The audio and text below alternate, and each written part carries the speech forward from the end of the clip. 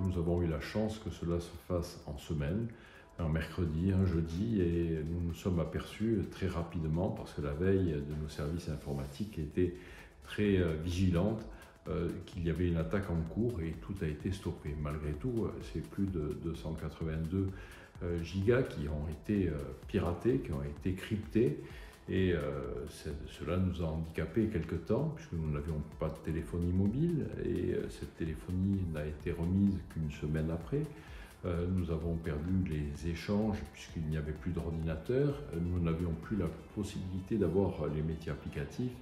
Mais je dirais que dans notre malheur, les 281 gigas qui ont été capturés, cryptés, n'étaient que des données SIG, n'étaient que des données vidéo. Cette attaque est pour nous sans dommage. On est reparti quasiment 15 à 20 jours après l'attaque sur une normalisation et une reprise d'activité.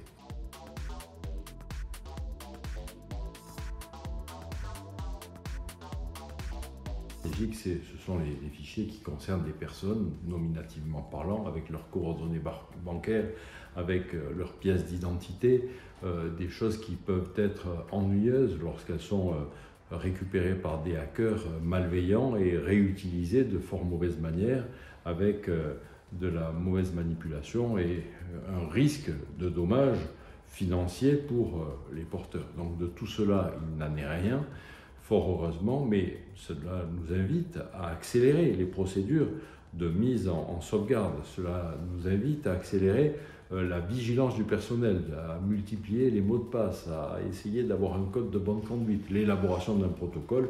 Et je remercie le président François Sauvadet de l'Association des départements de France qui, très tôt, dès notre attaque, m'a appelé pour exprimer sa solidarité, ce qui m'a permis de le solliciter à mon tour pour lui dire il faut que l'ADF se saisisse de cette affaire-là et je me tiens à votre disposition pour élaborer un plan, un protocole avec l'Agence nationale pour la sécurité des systèmes d'information, avec la CNIL, avec tous les opérateurs de gendarmerie, les officiers de gendarmerie qui viennent contrôler et font le suivi judiciaire de cette opération-là, pour qu'ensemble, on bâtisse quelque chose qui nous permette à la fois d'être dans le préventif, et le préventif doit être mis à jour régulièrement, ce qui veut dire que le protocole ne peut pas rester en l'état indéfiniment, il faut quelque chose d'évolutif, et en même temps, que le préventif, il faut qu'il y ait une évaluation permanente de la mise en place de ce protocole dans chacune de nos collectivités.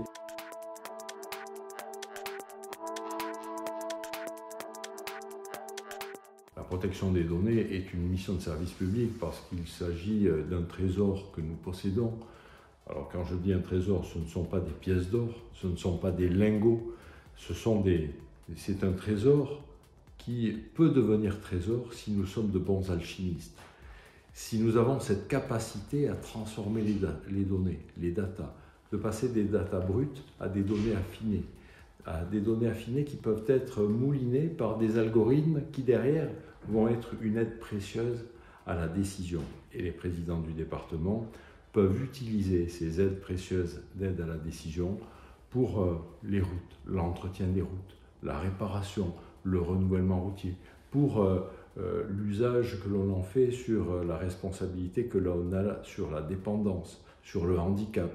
On voit que dans nos EHPAD, il y a 1001 possibilités de pouvoir utiliser l'intelligence artificielle pour soulager le personnel soignant sur les mouvements répétitifs. L'intelligence artificielle ne se lasse jamais, mais surtout, ce que je retiens, c'est que la gestion de la data doit être là au service des hommes et pas l'inverse.